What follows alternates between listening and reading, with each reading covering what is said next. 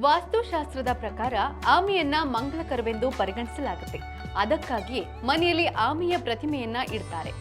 ಆಮೆ ಮನೆಯಲ್ಲಿದ್ರೆ ಸಕಲ ವಾಸ್ತು ದೋಷಗಳು ನಿವಾರಣೆಯಾಗಿ ಸುಖಮಯ ಜೀವನ ನಡೆಸುತ್ತಾರೆ ಎಂದು ಹೇಳಲಾಗುತ್ತೆ.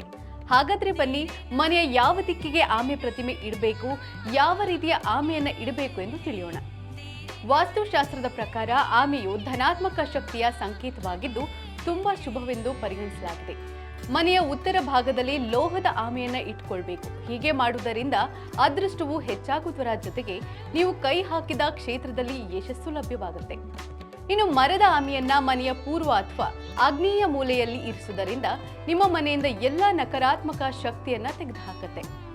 ಇನ್ನು ಸ್ಫಟಿಕ ಅಥವಾ ಗಾಜಿನ ಆಮೆ ಸಂಪತ್ತಿನ ಸಂಕೇತವಾಗಿದೆ. ಹಾಗಾಗಿ ಕುಬೇರನ ಮೂಲೆಯಾದ ಉತ್ತರ ದಿಕ್ಕಿನಲ್ಲಿ ಸ್ಫಟಿಕ ಅಂದ್ರೆ ಆಮೆಯ ವಿಗ್ರಹವನ್ನ ಇಡುವುದು ಲಾಭದಾಯಕವಾಗಿದೆ. ನೆನಪಿರ್ಲಿ, ಬಾಯಿ ತೆರೆದಿರುವ ಆಮೆಯನ್ನ ಎಂದಿಗೂ ಮನೆಯಲ್ಲಿ ಇಡಬೇಡಿ. ಹಾಗೆ ಇಡುವುದರಿಂದ ಮನೆಯಲ್ಲಿ ನಕಾರಾತ್ಮಕ ಫಲಿತಾಂಶ ಉಂಟಾಗಬಹುದು. ಇದೇ ರೀತಿಯ ಮತ್ತಷ್ಟು ವೈವಿಧ್ಯಮಯ ಸುದ್ದಿಗಾಗಿ ನೋಡ್ತಾ ಇರಿ ವಿಶ್ವವಾಣಿ ಟಿವಿ ಸ್ಪೆಷಲ್.